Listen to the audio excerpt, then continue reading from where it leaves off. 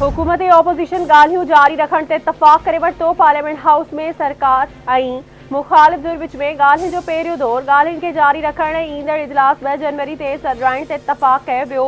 ईंदड़ इजलास में ऑपोजिशन पारां मुतालबनि जी फ़हरिस्त पेश कई वेंदी। PTI बानी ताईं पहुच ॾियण मुंहिंजो कमु नाहे। ॻाल्हियुनि जी कामयाबी हुकूमती ऐं ऑपोजिशन जी कमेटियुनि ते मथां आहे। क़ौमी असेंबली जे स्पीकर अयाज़ सादिक जो हुकूमती ऐं ऑपोजिशन जी कमेटियुनि खे ख़िताब सां चवणु आहे त ॻाल्हियुनि जे अमल खे अॻिते वधाइण लाइ ॿिन्ही कमेटियुनि खे खुले दिलि सां अॻिते वधिणो पवंदो। संदसि कोशिश आहे त ॻाल्हियूं कामयाब थियनि ऐं मुल्क में इस्तिकाम अचे। सदर आसिफ अली ज़रदारी सां वज़ीर आज़म शहबाज शरीफ जी मुलाक़ात। पार्लियामेंट में क़ानून साज़ी जे मामलनि ते ॻाल्हियूं। क़ानूनी मामलनि ते समूरनि सियासी स्टेक होल्डर्स जी मशावरत सां अॻिते वधण जो फ़ैसिलो। मुल्क की तरक्की ख़ातिर गॾिजी अॻिते वधण जो अज़्म जो वर्जा। सदर वज़ीर आज़म खे मुल्क की तरक्की ऐं इस्तेहकाम जे लाइ सहकार जी ख़ातिरी कराए छॾी। उम्मीद आहे त ॻाल्हियुनि जे दौरान मुल्की मफ़ादनि ख़ातिर हकारी अॻभराई थींदी। क़ौमी सलामती खे सभ खां मथां रखियो वञे। वज़ीर आज़म शहबाज शरीफ ऑपोजिशन सां ॻाल्हियुनि लाइ जोड़ियल हुकूमती कमेटी में बात करे छॾी। क़ौमी असेंबली मेंबर सरदार ख़ालिद मक्सी ऐं एजाज़ुल हक़ बि शामिल। 6 या 7 केनाल ठाहिण वारे फ़ैसिले खां पहिरियां मौसमी तब्दीलियुनि खे मोह ॾियण जे लाइ नओं इंफ्रास्ट्रक्चर जोड़ण ते ध्यानु ॾिनो वञे। मौसमी तब्दीलियुनि खे मोह ॾियण जे लाइ बहितरीन हिकमत अमली जी ज़रूरत आहे।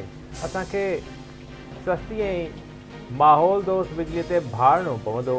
कोयले, हवा ऐं पाणी मां वधि खां वधि सस्ती बिजली पैदा करणी पवंदी। ईंदड़ नसुल जे लाइ नओं PSDP तयारु करणु घुरिजे। तरक़ियाती बजट ठाहींदड़ 60 सालनि जा माण्हू नौजवाननि जो ख़्यालु नथा रखनि। Peoples party chairman Bilawal Bhutto Zardari जो सिंध यूनिवर्सिटी जामशोर में कॉन्वर्सेशन खे ख़िताब। संदसि चवणु आहे त इंटरनेट जी रफ़्तार सुस्त करे हक़नि ते धाड़ो हणियो पियो वञे। इंटरनेट सुस्त थियण सां अवाम जो जीअण हराम बणिजी वेंदो आहे। इस्लामाबाद में वेठल बाबूअनि खे इंटरनेट स्लो या VPN बंदि करण सां को फ़र्क़ु नथो पवे। इंटरनेट हक़ आहे जेको खसे नथो सघे। बिलावल भुट्टो ज़रदारी पारां क़ौमी असेंबली डिजिटल राइट्स बिल आणण जो बहिरान। People's party chairman Bilawal Bhutto Zardari वॾे वज़ीर सां गॾिजी खानगढ़ पहुची वियो। सैयद मुराद अली शाह जी खानगढ़ रवानी खां पहिरीं गड़ी खुदाबख्श भुट्टो अहमद शहीदनि जी मज़ार ते हाज़िरी। संदसि चवणु आहे त पाणी मौजूदु ई नाहे त सिंधु दरिया मां कैनाल कीअं था कढी सघजनि। कचे जा केतिरा ई इलाइक़ा धाड़ेलनि खां ख़ाली कराया विया आहिनि। रुगो कशमोर कंदकोट ज़िले में अमन अमान जी सूरत हाल ख़राब आहे। इस्लामाबाद जी एहतसाब अदालत 190 मिलियन पाउंड रेफरेंस जो फ़ैसिलो मुलतवी करे छॾियो। PTI बानी ऐं बुशरा बीबी ख़िलाफ़ 190 मिलियन पाउंड रेफरेंस जी ॿुधणी।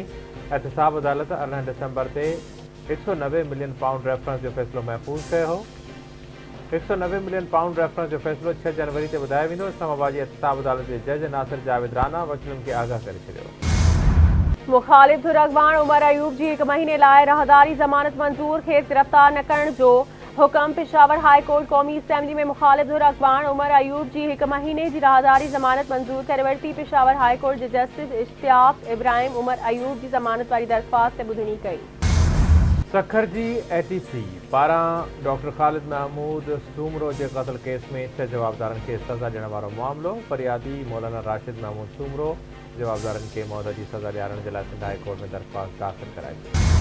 थाने वारे सूबाई वज़ीर नासिर हुसैन शाह इस्लाम कोर्ट जे रहवासियुनि जे एहतजाज जो नोटिस वरितो। ख़ानगी कंपनियुनि में पहिरीं मक़ामी माण्हुनि खे तरजीह ॾियण जी हिदायत। नासिर हुसैन शाह चयो आहे त ख़ानगी कंपनियूं हुकूमत सां कयल मुआहिदनि ते अमल करण खे यकीनी बणाइनि। मुआहिदनि जी भनकड़ी कंदड़नि ख़िलाफ़ कार्रवाई कई वेंदी। रोज़गार जे हवाले सां पहिरीं तरजीह मक़ामी माण्हुनि खे ॾिनी वञे। इस्लाम कोर्ट जे रहवासियुनि जे मुतालबनि ते फौरी अमल कयो वेंदो। पीअण जे पाणी जी खोट ख़तमु करण लाइ वधीक वाटर फिल्ट्रेशन प्लांट लॻाया वेंदा। थरकोल मंसूबनि मां कंहिं बि मक़ामी शख़्स खे बेरोज़गार न कयो वेंदो।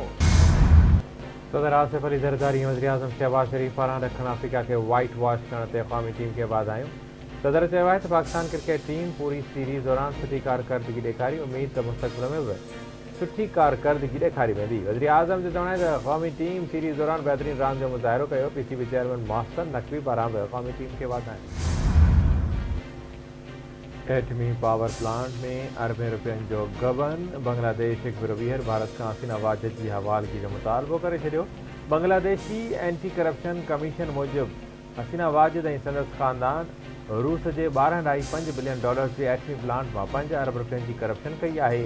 हसीना वाजिद ते पावर प्लांट करप्शन केस खां सवाइ क़त्ल, गुमशदगी ऐं तशदुद जा बि केतिरा ई केस दाख़िल थियल आहिनि।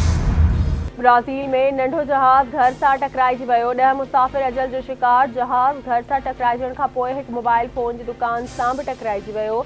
जहाज़ जे किरण सबबि दुकान ऐं घरनि में मौजूदु केतिराई शहरी ज़ख़्मी, इस्पताल मुंतक़िल। केतिरनि जी हालत गणती चोली।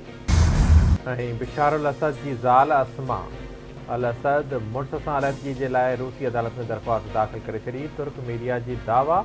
रिपोर्ट में चयो वियो आहे त अस्मा अल असद बिशार अल असद खां तलाक वठी बरतानिया मुंतक़िल थियणु चाहे।